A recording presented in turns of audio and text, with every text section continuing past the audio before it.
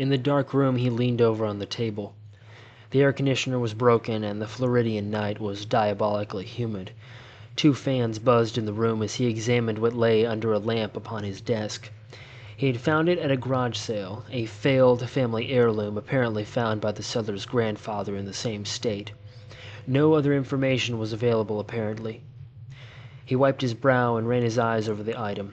It was a large stone slab of what kind he didn't know. He wasn't a geologist, just a private researcher. Maybe it was sandstone. Upon the face was written many small and crude symbols, faded and barely legible, in some form of script. He knew nothing that was similar to it, the etchings that were unique and not consistent in their form. He had no way of deciphering it, and doubted anyone could. It looked like gibberish. There was nothing on the back of the stone, but below the script was an image, a quite horrible and simple design fitting well with the brutish markings.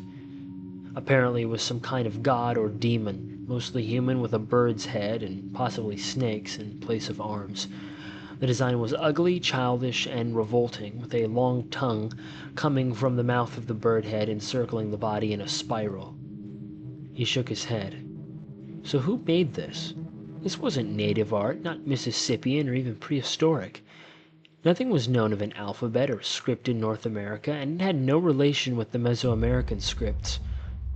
He hated to suggest it, but it was from some unknown and at this point completely lost people, unless of course it was a forgery, but it was so faded and eroded that he doubted it.